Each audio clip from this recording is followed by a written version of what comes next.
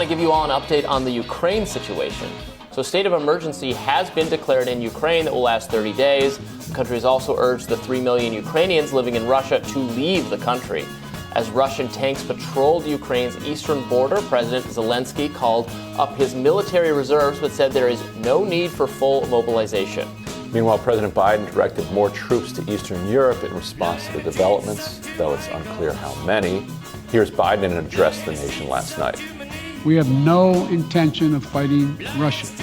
We want to send an unmistakable message, though, that the United States, together with our allies, will defend every inch of NATO territory and abide by the commitments we made into NATO. White House Press Secretary Jen Psaki confirmed that a meeting is off the table between Biden and Putin as of yesterday. Why? They should meet. Like, let's resolve this. And Blinken backed out of a meeting with the Russian foreign minister as well, saying we're not going to reward the Russians with diplomacy when they're just going to war. And we'll have war. Well, I would say diplomacy, yeah. Up until, I guess what does it hurt? And also, I was going to say I'm no expert, but clearly the experts aren't either, because they keep getting us into wars. What's that famous Churchill quote? Your options were cowardice or war. You chose cowardice. You might still get war. Still get war. Yes. So we'll talk about this. We'll talk about this later.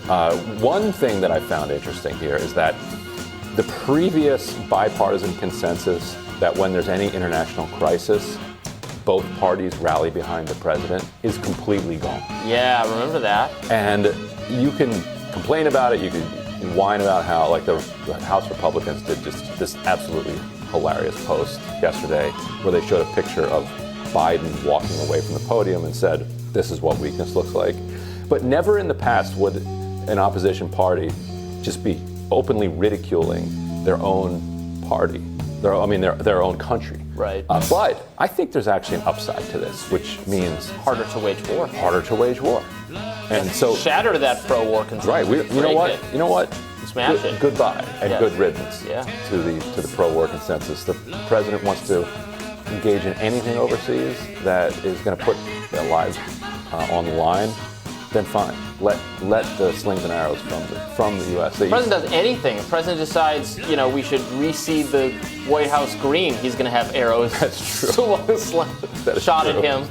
No decision cannot be politicized. Yes, this is very What true. he has for breakfast is political. Yeah, we'll see where that. It's annoying when it's that kind of thing, but for war, yes, because Bush had far too much leeway to do whatever he wanted in the wake of 9/11, and disaster ensued. Yeah, look where it got us.